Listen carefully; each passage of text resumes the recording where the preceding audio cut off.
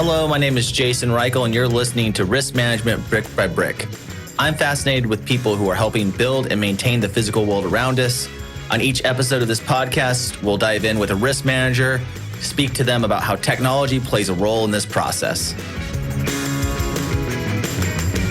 I'm super excited to be joined today by Matt Meyer, the Senior Vice President at the Horton Group. Matt brings new ideas and a strategic roadmap for middle market construction firms located throughout the Midwest, with his mission being to provide guidance through the changing landscape of risk. It's great to have Matt with me. I hope you enjoy the conversation.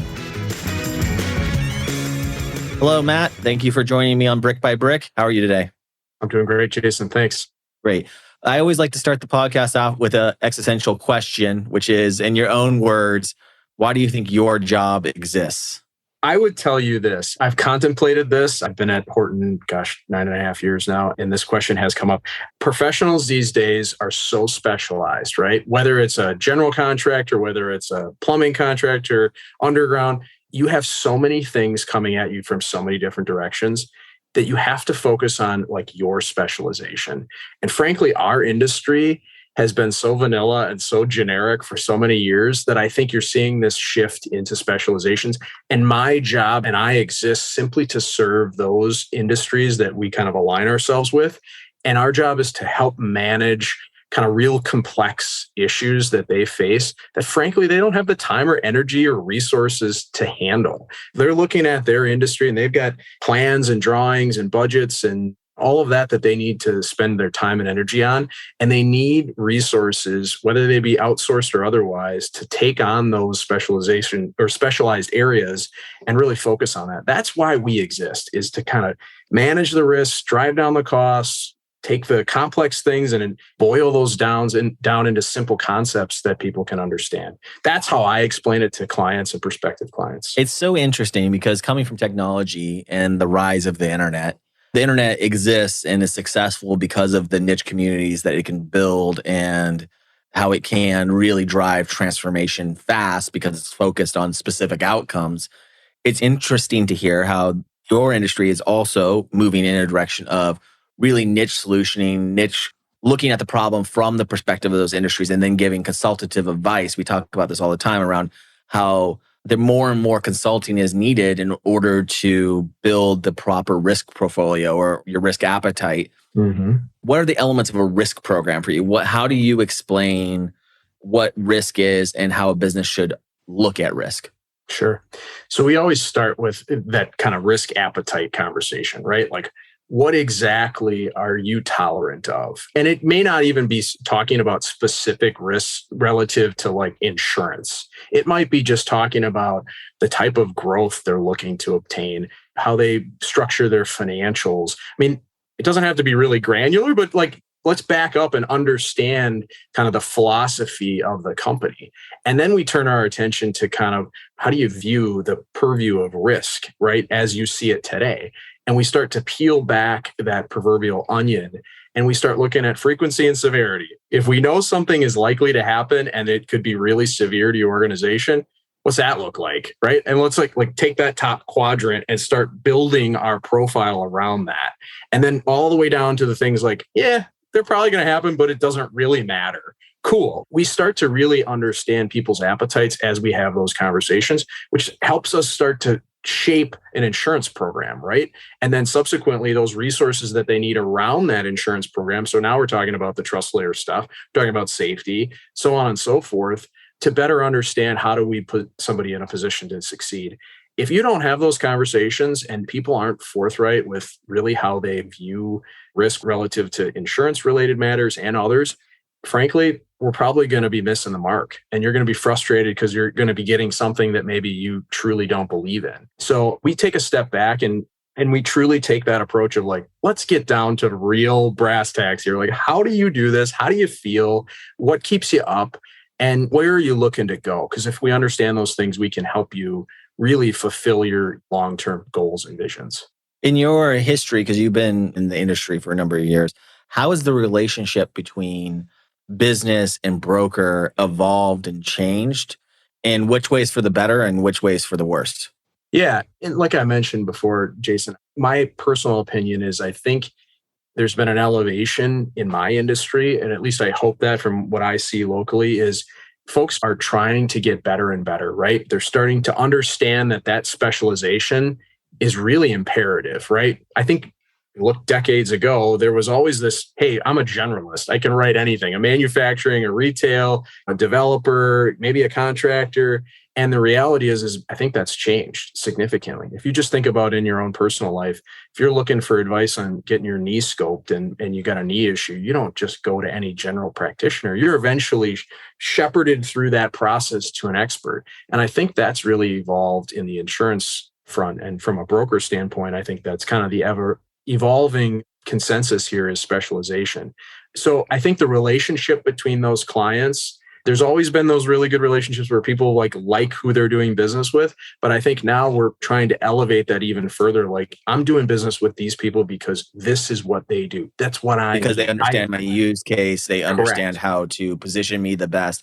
Yep. And it's really maybe trying to transform the idea of, as a business, you have insurance to actually being a competitive advantage for these businesses to make sure that they're covered in the right ways and open to take the risks that are going to help them grow the way they want to as well. 100%. 100%. Yep, that's exactly right. You got to create this necessary evil and turn it into an advantage for yourself, right? I mean, that's the way people used to think. I have to buy insurance. It's a necessary evil. I don't like it. And they would just have this adverse reaction to it to, hey, let's really understand it, dive into this, and maybe we can get the edge on somebody as a result of better understanding and better specialization within whatever industry I'm in. Do you feel like that's changed not only because the providers have been better at providing service and understanding the workflows of specific industries, construction being the one that we're primarily talking about here, but even within that, you have plenty of sub industries. Do you think it is now that there's when a claim happens, a serious claim happens, the PR is so loud or so big that it can really impact the trust of your business? Do you think that's why that relationship and that niching has become so synonymous? I think that's certainly one of them. Just the era of social media, right? I mean, you can find anything in 2 seconds by opening up your iPhone and typing something in. So I think there's certainly an awareness level from owners where maybe that gristled construction GC years and years and years ago maybe didn't care that much, right? Because they knew at the end of the day, hey, I don't want to have claims, but there's maybe not those repercussions. Now, this day and age, I mean, one of the things we hear from people on a regular basis is exactly that. They don't want to end up in the paper or on any sort of social media feed with negative connotations as a result of something that maybe they feel that, or the public feels they should have been able to prevent. So I certainly think that is one of those factors that people are like, hey, I don't want to end up in the headlines. Now, one of my head of RevOps to Na, I don't know if you know him, he was at a conference today, a construction conference, and they were talking also about how this plays into talent retention, into taking care of your employees, which is something that in general the construction industry is concerned about as things change. How have you seen, what value does having a good risk portfolio have besides just helping you? What are some of the sub values that you've seen through your career? So we can talk about values as far as like establishing a core cultural understanding within the organization. I think that's likely the number one thing we've seen is like, we've seen some very successful contractors grow top line revenue exponentially, but we also see those same competitors have a negative undertones from an employment standpoint, right? It's a tough place to work. They're really hard on people. They turn people over really easily. Those types of conversations, you just kind of anecdotally hear that. And the reverse is also true. People that say, hey, look, they've laid the groundwork. They're really an employee-friendly organization. They know what they're doing. They utilize technology. They communicate really well. Though all of those things build that cultural headwind that can be really compelling if you're in the employment market. In this day and age, I mean, obviously we've seen in the last 3 to 5 years, one of the biggest struggles that all contractors face is exactly that. How do I get and then maintain my workforce, right? And build those people and develop them. So technology is a huge component in that, good and bad, and reinvesting those dollars into technology that can help you propel your employee base is imperative. One of the things you mentioned is more consultative approach. In that, you have to educate businesses on how to talk to their subcontractors about mitigating risk. What are some of the pieces of advice that you give to the companies you're working with when they're dealing with subcontractors? Because I think subcontracting usage is on the rise for shortage of resources, all sorts of reasons. Mm-hmm. How do you help them mitigate that risk? There's a little bit of an art and science there. I would tell you this, Jason.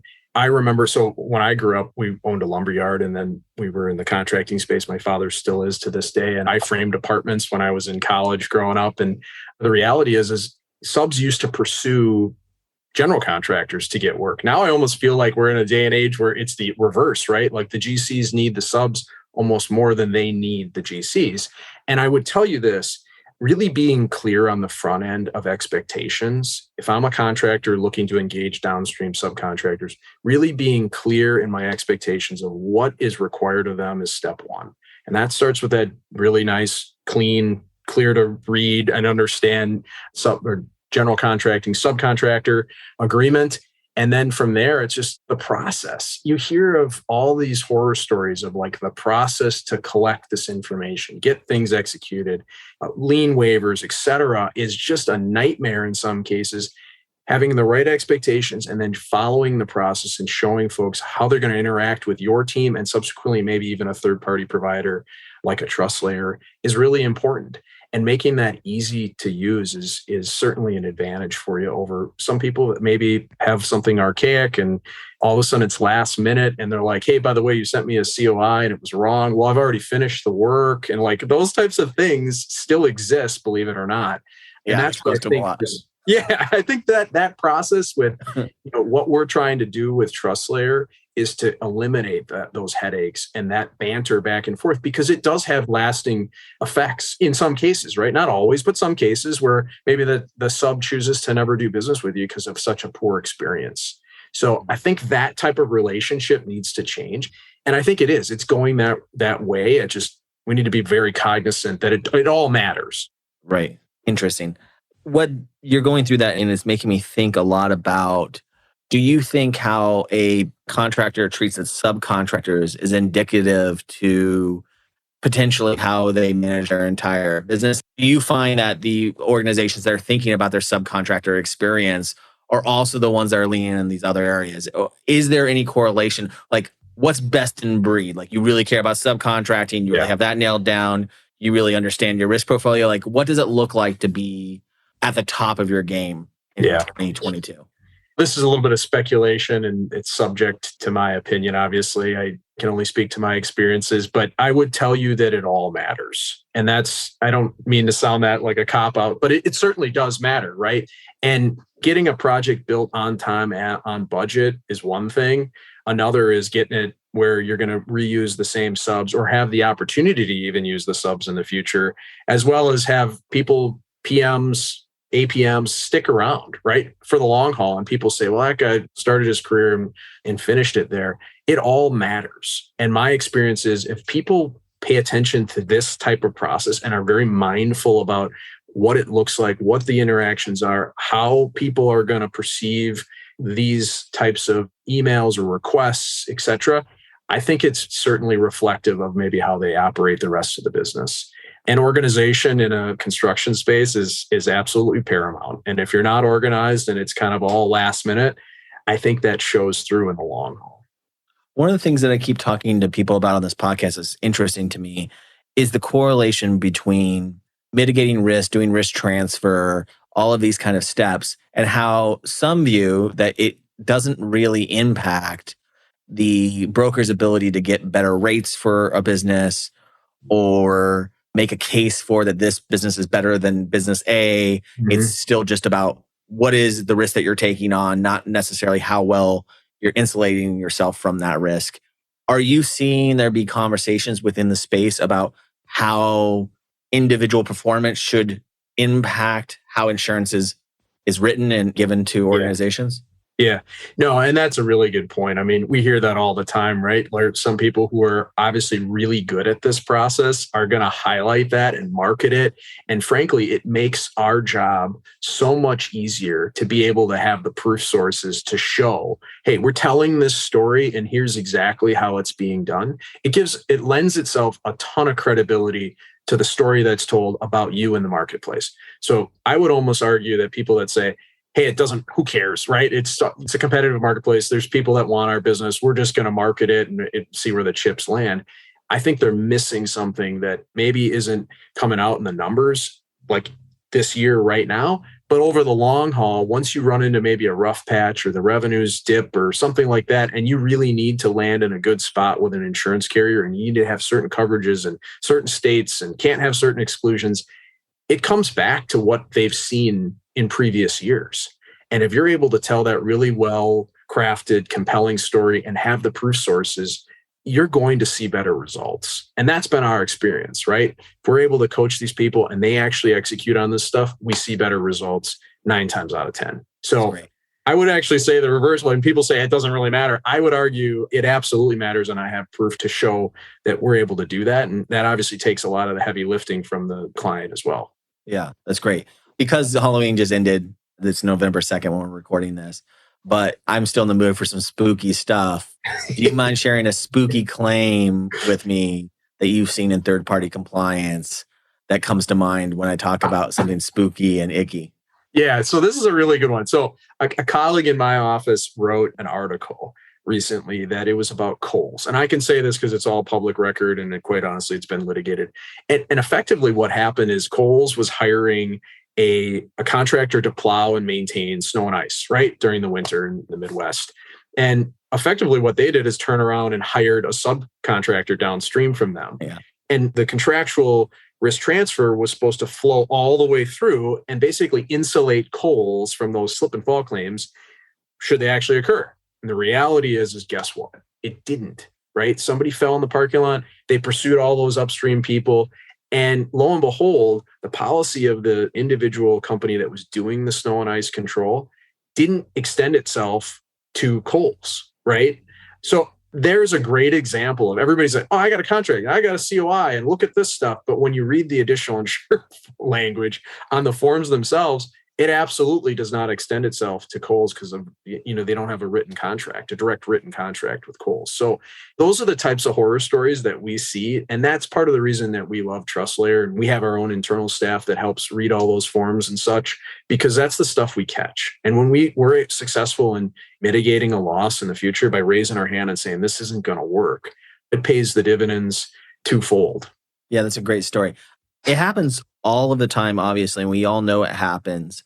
The problem is, how well are you keeping those records? Are you making a choice, or are you just by default accepting something downstream? And I think that's sort of the core of where technology can help inform and enlighten the risk that you are taking within that process. There's plenty of businesses in that example who would say, okay, we just need to get this, it's snowed in, we need to get this open, we're just going to take that risk. But then everybody knows they're taking that risk downstream, and it can be corrected and mitigated later when you're not in a crisis situation. And I think that's one of the biggest lessons I've learned of how technology is enabling the industry is it's helping the businesses be more informed, and then helping with the collaboration with broker and consultants that you may have, or lawyers, or whatever that is, all in one system, which all of that stuff, I presumably was happening via phone, 20 years ago, and then via email in the last 10 years. And now are happening in more of like a unified system for capturing that workflow, which I think is a really critical change or motion towards progress in the industry, to understand that you can still make the choice. These tools are not stopping things. They're not about slowing down work. They're about capturing and informing the decisions that teams are making. Yeah, absolutely. I think that is absolutely one of the things that we use as a cornerstone is like, you can't manage this unless you know about it, right? We just, the ostrich mentality of just sticking your head in the sand and just being like, well, it hasn't happened and I'm just going to ignore it. Those days have come and gone, in my opinion. So I'm a true believer that let's face the facts. Let's look at the risks. As long as I'm aware of them and I'm conscious in taking the risk on, then I know what the consequences are. If there is a loss and we took that risk, then it is what it is, right? And unfortunately, there are far too many cases where people, they just go, I don't know anything about this. How could this happen? And we're all in this shock and awe situation and scratching our head looking at each other. And unfortunately, I think that happens far too often this day and age. But the movement in technology is pretty significant. And I think there's going to be a lot of people left behind, and there's going to be some really clear head and shoulders ahead of everybody else on the utilization. Like that. One thing I have always wondered about people in your position, right? My mom was a nurse, and so she was always telling me things not to do because she knew what it would cost me. Do you feel like being in your position, it makes you pessimistic about, like, are you like a doom and gloom kind of person where you're like, oh, this is going to go bad because you've seen it go bad? Or do you look at it as the cost of doing business and a positive thing? What's your take? How does it affect your mentality? Yeah, I've always been growing up as working for contractors, my father being a contractor, I always understood those physical risks, reputational risks, some of those things. I think what I learned along the way was the best way to frame those to clients, right? Which is like, here's what can happen. Worst case scenario, best case scenario, likely reality in the middle. Like, I just want you to have a really good understanding of what potentially could happen. And from there, then you make the decision. And let's be honest, contractors are risk takers, right? They just are. If you think about it, you go from a raw piece of land to a 10-story building that's got a ton of stuff that went into it. There's risks every single day. There's risks when they leave the job site and they shut the gate behind them. I mean, that's just the inherent nature of contractors. And I think the people that you speak to in the contracting space, they love it, right? That's what they do. And they feed off of understanding the risk, take them where they see they're necessary. And a lot of times those are going hand in hand with the rewards on the backside. So I'm one that always is clear with people. Like, I'm not trying to scare anybody. I'm just trying to tell you the reality of the situation.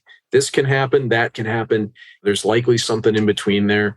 We just need you to understand how to make the decision. Yeah. I really do like the idea of just like, because building things in our world is so synonymous and it happens all the time, we tend to not understand how much of a miracle it is every time something gets put up properly and is done properly and people are safe and all of these things. We treat that like it's the norm versus the reality, which is people make mistakes, even with good intent.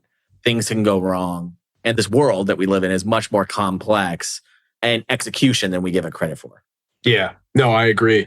I think if you're ever involved, for even the layman, that has nothing to do with construction whatsoever, but being around contracting in any capacity, have something done at your house is a good example, right? Like, have your bathroom remodeled and realize like all the things that go into that, right? And that could be a really small microcosm of the bigger scale of what we're talking about here. But just spend some time being outside of not having access to your bathroom and watching everything that goes into that. You'll have a greater respect for the fact that that big building over there or the school that your kids go to, et cetera, like there is some significant effort, expertise, professionalism, study that goes into these things. And you just can't help but step back and marvel.